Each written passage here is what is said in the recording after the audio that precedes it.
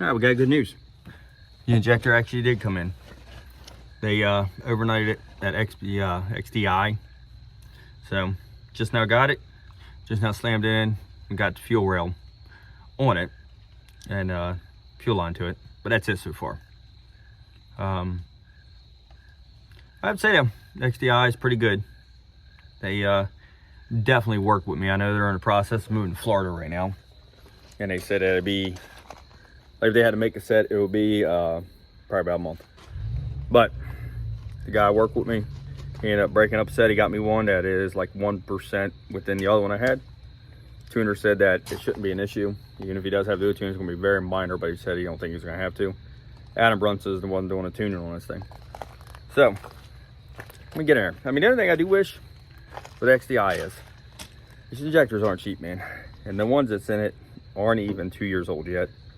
And the tip of that other one broke off. I'll show it to you in a second. I really wish they would have warranted that. It would maybe feel a little bit warm and fuzzy on the inside. But they did give me a little bit of a discounted rate on it. But they did go above and beyond and making sure I had it. Because I know the wife's wanting to race this thing tomorrow and Saturday. So I cannot say enough good about them on that part. So their people skills are good. They're really good. He even, the guy helped me to comment on one of them 2.3 Ecoboost pages. And he said he would help me out in the morning. Sure enough, he called me yesterday morning, messaged me, whatever. Got me this injector. He talked to the owner, got her out. And she came in the very next day, like he said. Let me show you this injector. I'll show you what I'm talking about. All right, this is the injector. They just use Ford cores to make these things with. See, top's fine, beautiful. This is what I'm talking about right here. I don't know if you can see that good. Probably can't see it the greatest, but anyhow, maybe not. I don't know, it won't focus. You can kind of see like that little chunk right there out of it. That's what I'm talking about. Right there, it kept bleeding right on through.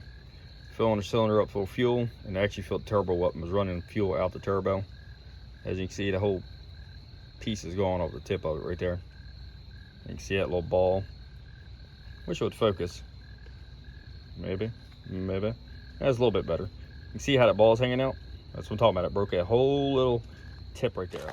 Even the guy at XDI told me that he's never heard or seen of anyone doing like that. Me neither. And I have done hundreds of sets of direct injectors and Volkswagens and everything else. Never once had that. I could understand if it got stuck because it had some trash in it. You know what I mean? Some crappy fuel that had a little bit of trash in it. Got stuck in there and stuck it open. I'd say, yeah, my fault. But the tip breaking off like that, can't take credit for that one. And neither can the fuel. All right, let's get this thing in there. All right, rails in, injectors in.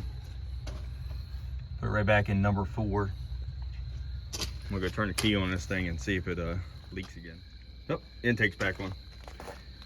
Starting to plug away now.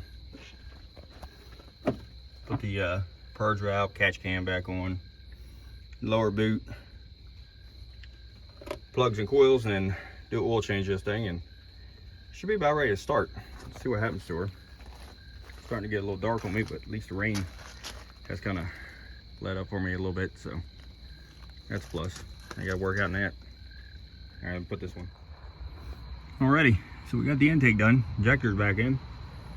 I'm gonna right here, and I'm gonna do a oil change on this turd real quick, and then we'll fire it up and hope for the best. Hope it didn't kill the O2 sensor, all that peel running across it. Guess we'll find out. I'm real curious to see how much gas is going to come out with this oil. Let's take a look at it here real quick. I am sure it's going to be a lot by the way it was running out the turbo. But I am real curious. Because I hope it didn't beat the bearings up in this thing, all that fuel getting up in there.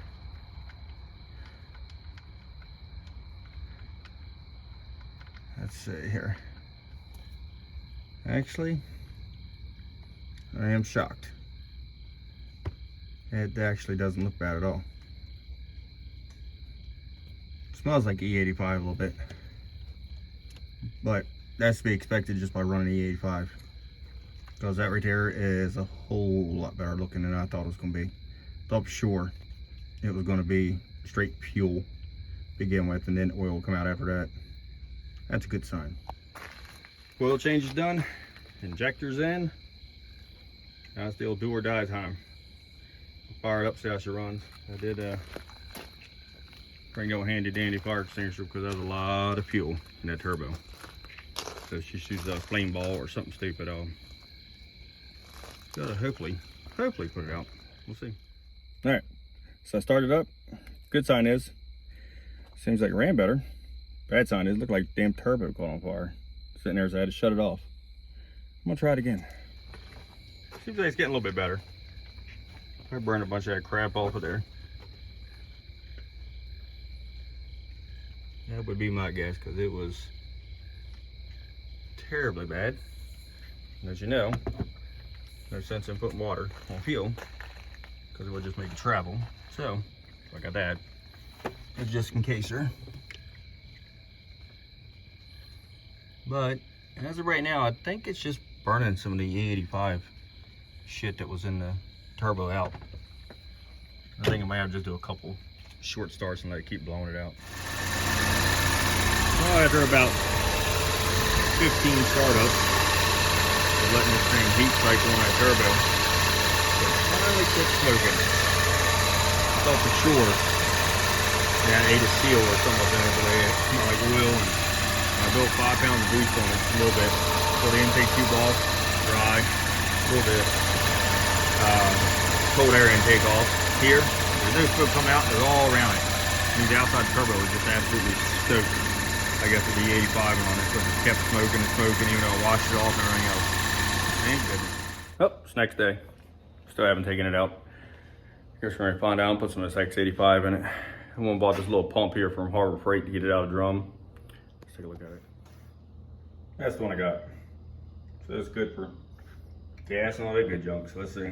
And that was a pain to get out. All right, let's get 5 gallons of this thing. All right, just now dumped 10 gallons of E85 in it. So I need to switch the tune over now to that. Here we go, put it in setting 2 for E85.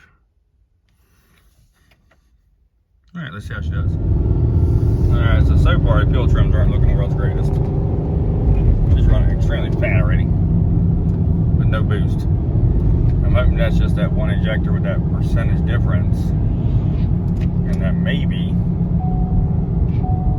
sure, we'll never get a tune back today though. I'm supposed to race tonight. I guess fatter is better than lean. All right, Keepstone #1 misfire on this thing. Good news is, it's giving me something to chase, rather than just some kind of ghost thing I'm running after. All I can say is wife's lucky that we got like a truckload of extra parts here for this Ecoboost, because I have another coil now. I tried to plug it, didn't work. So, throw another coil in it real quick and see what happens now.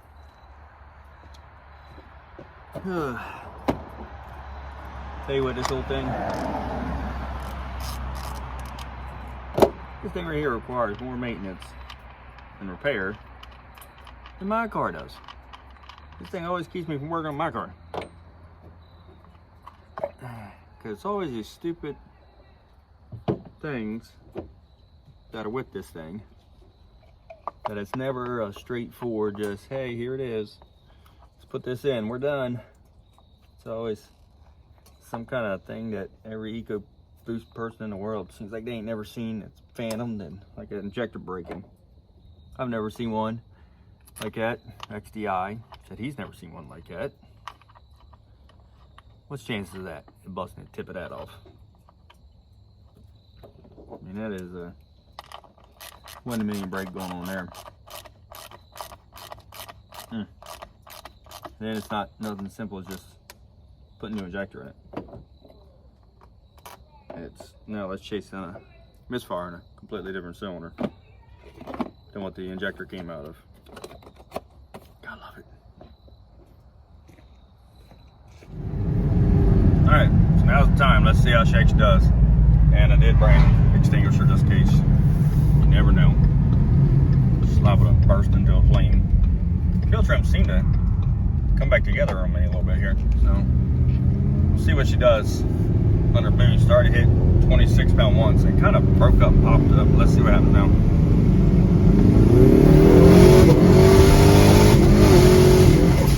Still kind of breaking up there. Almost like a boost cut, but it's, I don't know. Maybe it's just a bunch of crap filled up in it. And it's messing around with the O2 sensor, maybe. We'll try it a couple more times. Alright, still breaking up. I did notice it's at 9.7 now. Fuel trims are under wide open. That's definitely fatter. It's about 1 point fatter than it used to be. I'm wondering if that's what the issue is with it. It's throwing a little too much fuel to it now. So I think the wife's going to have to email Adam and see what he says about it.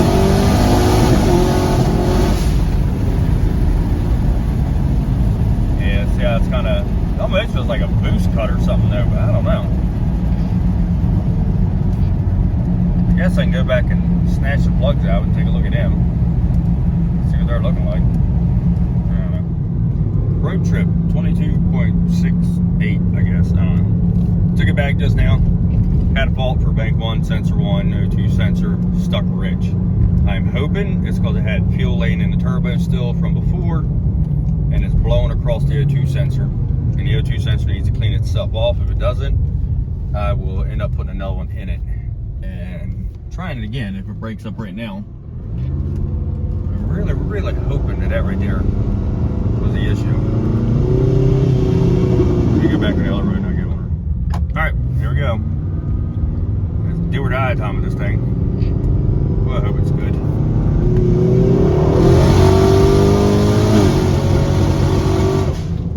Broke up a little bit on that pass.